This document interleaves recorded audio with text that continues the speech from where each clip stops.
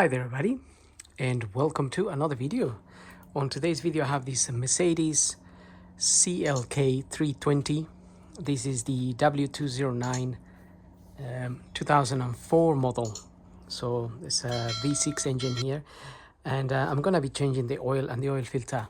So I'm also going to take the opportunity to top up some screen wash fluid, and I'm also going to check the coolant level and the percentage of antifreeze in this car. So the oil filter I'm going to be using, it's this one here. That's the one that my supplier got for me. And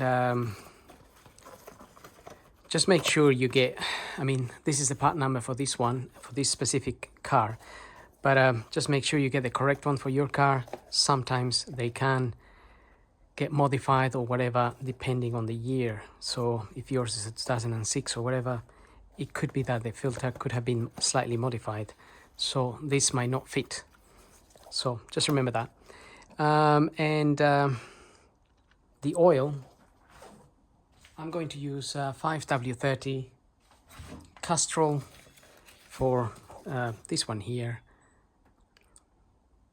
for gasoline engines. It's gasoline and diesel really, but I'm using 5W30. And this car takes 8 liters from what I saw. So we need, if you use Castrol, you need 2 of those, because each one of those is 4 liters. Right, so now I'm going to start by topping up some screen wash fluid. And if you don't already know that, the fluid goes into the container with the yellow top here. Now, I wouldn't recommend just topping up with water, because in winter, water tends to freeze.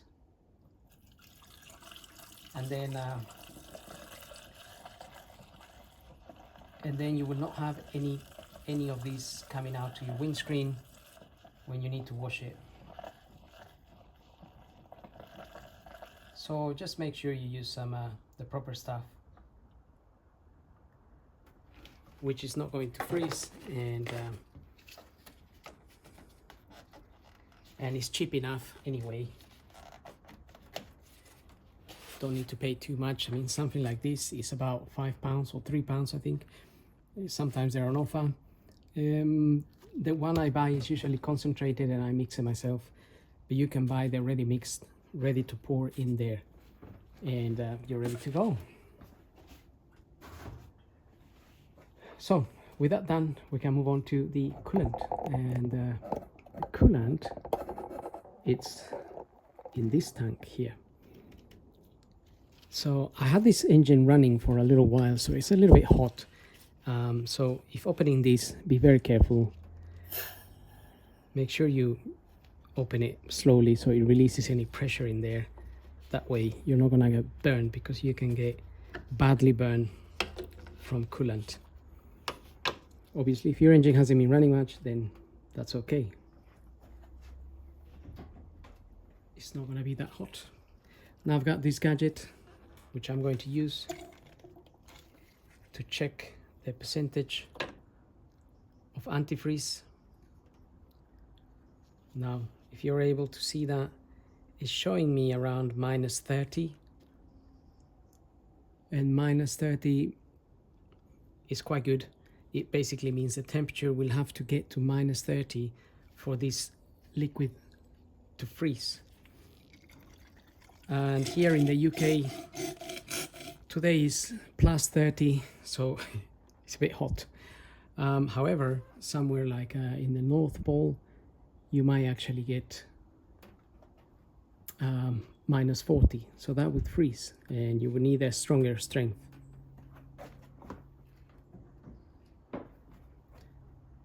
And now we can check the level of antifreeze. So usually the level on these cars is measured in between the black area here and the clear area here. And if you shine a light to the tank, you can see that tank is got coolant. It's all that green stuff there, and you can just about see it from here as well. If this can focus, and maybe I'll shine it there, you can see the coolant. Now from what I can see, this is a little bit lower than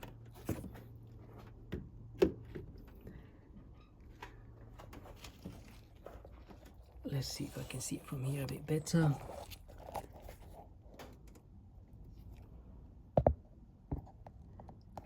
So you can see it's a little bit down there. I would really rather have it on the line up here. So I just need to top up a little bit there. You can also see with that gadget we measure the percentage of antifreeze. You could see that the fluid, it's got a green color to it, and also you could actually see it on it as well, that it was quite clear and clean. So that little gadget is quite useful for that too, because it allows you to see if there's any contamination in the tank, such as oil or whatnot. But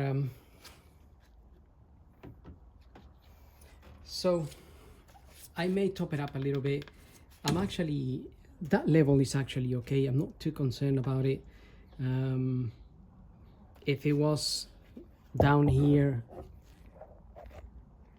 if the level was, say, all the way halfway down here, then I would be a little bit more concerned. But it's all the way up here, really, just about a finger down.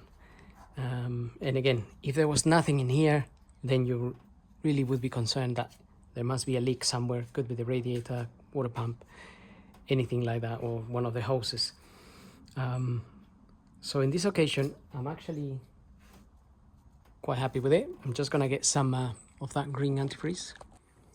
Okay, so actually I haven't got any of that antifreeze at the moment, so I'll get some for later. But I'm not concerned about that at all. I would actually easily just leave it like that. It's not a problem.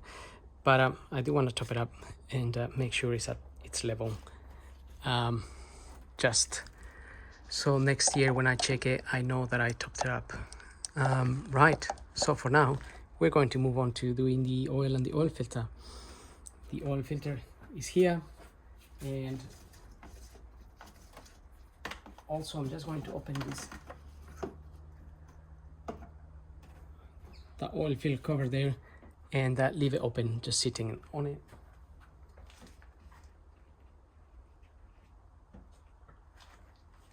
And we're gonna need one of these. I think this is the right one. Yes, and the size of that is actually a 7614. So that's a 7614 wrench there.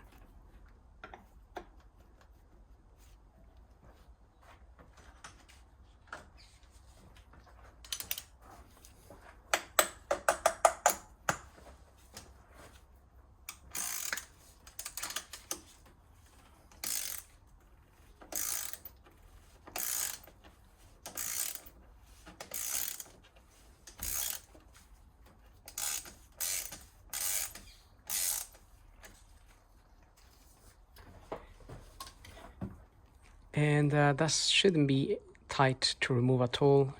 It's usually just tightened to around 20 Newton meters or so.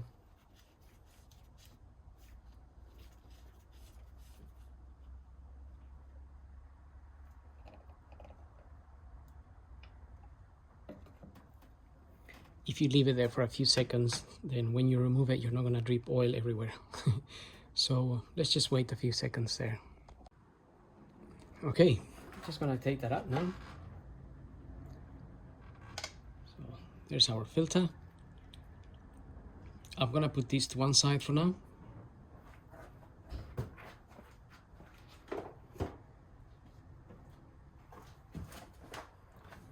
Now, if you're working outside, I would recommend covering this hole with maybe some rag or some paper, just in case, so nothing goes in there, any dirt or leaves or anything that might be flying around. So just keep it covered so you won't get any surprises.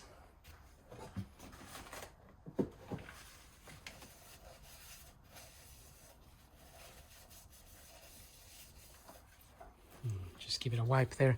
And I'm actually working in a place that is closed, so I can leave it like that for now. And now I'm gonna get the car up and we can drain the oil from underneath.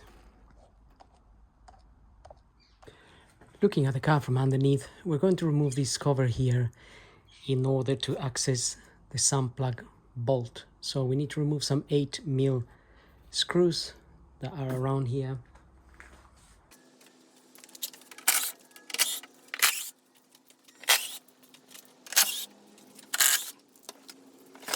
Okay, so with that cover out of the way, we have access to the sump plug bolt sitting right here.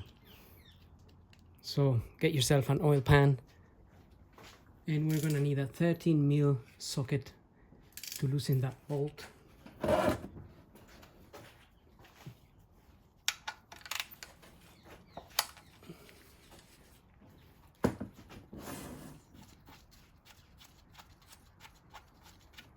And again, if your engine is being running a lot, the oil can be very hot and also can burn you, so just be aware of that. In this case, it is a little bit hot, so I will be careful, and also make sure you have an oil pan big enough for 8 liters.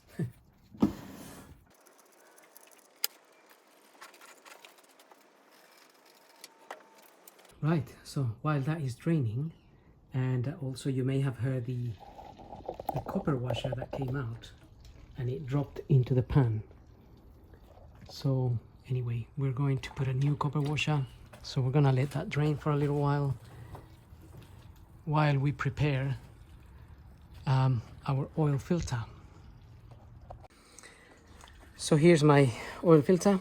We just want to remove the old one. Should be able to pull it out.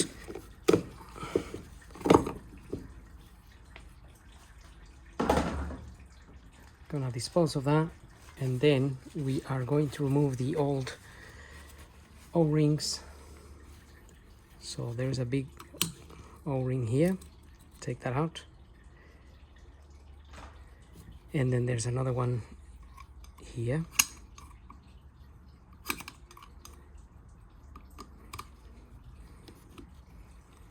Take that one out as well.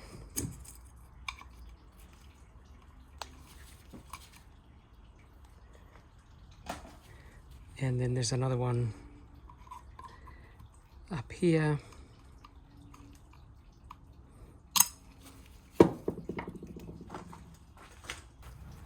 Just gonna hold this there. So there's one there. Get that out.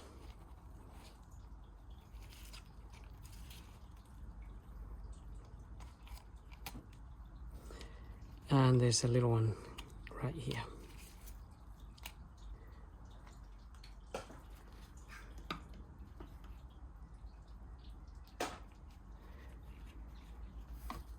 And we have our replacement O-rings with a new filter.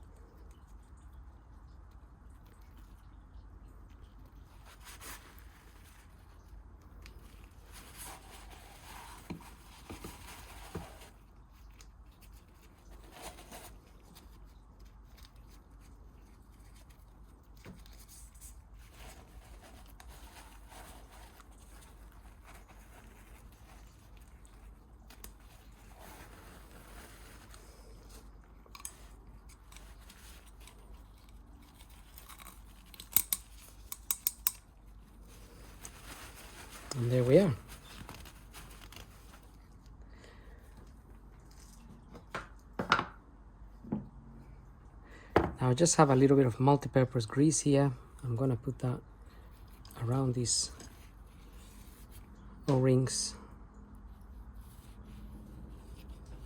You can also use a bit of the oil that you're actually going to use. So I'm just putting it on all of them a little bit. So like I was saying, you can use the oil that you're going to use. Just get a little bit of that oil and put it around the O-rings.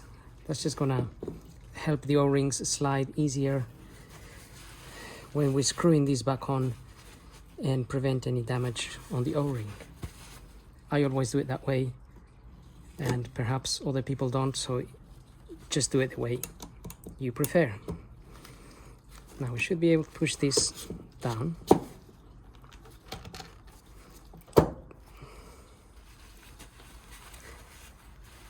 And we are pretty much ready.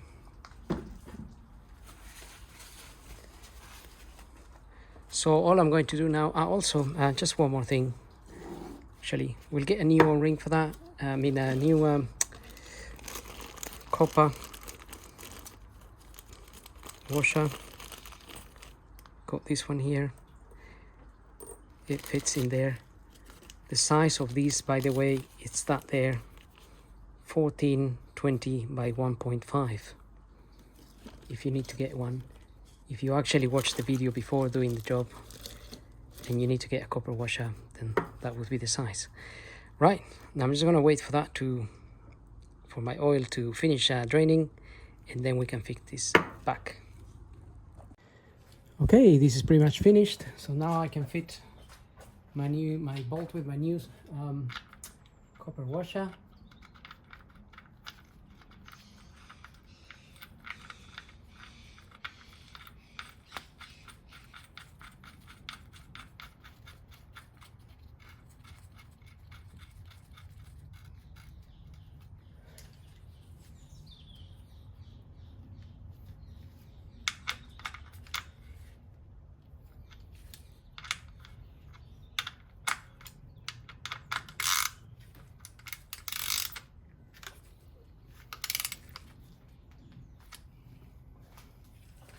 So I always fit the bolts by hand first, make sure they're going in the correct direction, and then you can use the ratchet. Now I've tightened that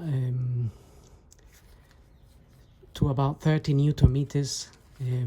You could use a torque wrench to torque, make sure how much you tighten that to. But the idea is not to damage the bolt or the sump here. So you don't want to damage the thread on any of these two or break anything or anything like that. So all we are doing is creating a seal between the copper washer, with the copper washer between the bolt and the sump. They're quite efficient usually, so you don't need to over tighten it, just common sense. So between 25 and 30 Newton meters is fine. So if you have a torque wrench, just use it. Now I'm just using a bit of brake cleaner here to clean the area, so any oil that's left there can be cleaned. So next year when you come back to here, if there's any oil around the area, then it might be from somewhere else rather than from here or from the last service you did. If you didn't clean it, there'll be oil there and you could get confused and think there is a leak. So now we're ready to fit our cover back here. I'm gonna go ahead and do that, and then we can put some oil and put the oil filter. So here we are. Got our filter, get it in there. Again, I like to screw it in by hand, make sure it's going in the right way, and then we can use our ratchet. So usually on top of the filter it states what torque setting you can use, and just gonna show you.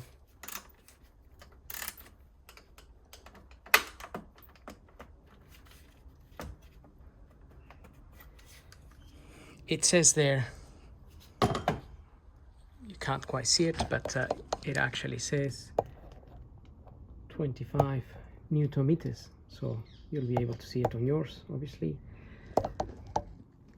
So again, if you have torque wrench, torque it to 25 Newton meters. And now I'm going to get the oil in. So I'm gonna pour 8 liters. You don't really need to, I don't really need to film that. So I'm just gonna go ahead and pour that in, and then we'll get the car running. So here's my oil.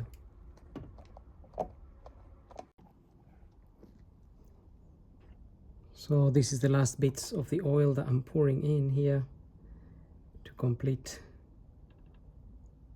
the 8 liters.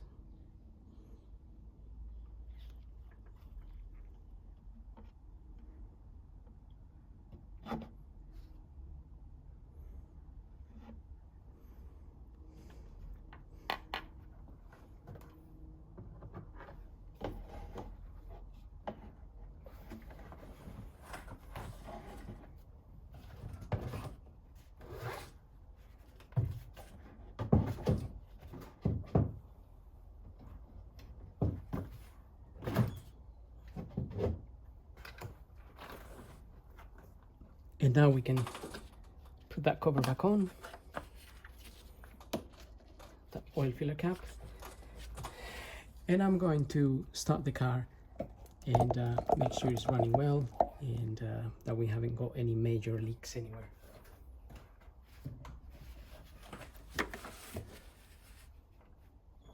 So when you do start the car, obviously check your dash, make sure there's no oil warning lights coming on.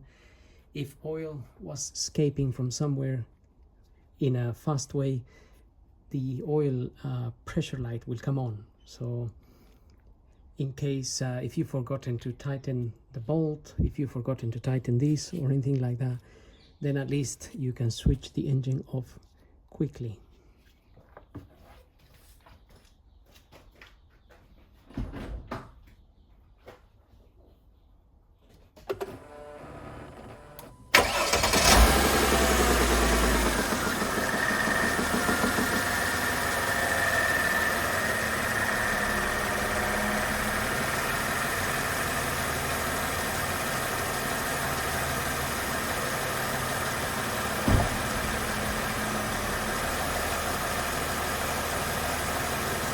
Okay, everything is running nicely, everything sounds good, nice as a V6 sounds, and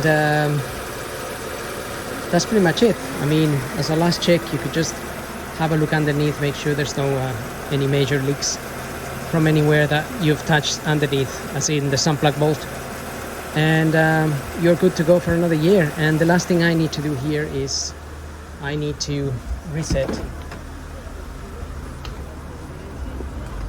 the service indicator on this car, because it is due. And basically, to do that, if you get the ignition on and you actually find that menu where it says service be exceeded by 730 days, or whatever you may have, so if you find a menu with these arrows, if you pressed one of those buttons, that disappears. So you just want to toggle with that and get to that. Basically, you want to be on that menu, and then you have this button here. So we're gonna press and hold that button, and that is going to reset our service. So if you press and hold it, now it says, so I released that, it says to reset, press the reset button for 3 seconds. So 1, 2, 3, and it says service interval has been reset, and service A in 9,300 miles. And that's pretty much it. So you shouldn't get the reminder anymore. So hope the video helps. Don't forget to subscribe, and we'll see you on the next video. Thank you for watching.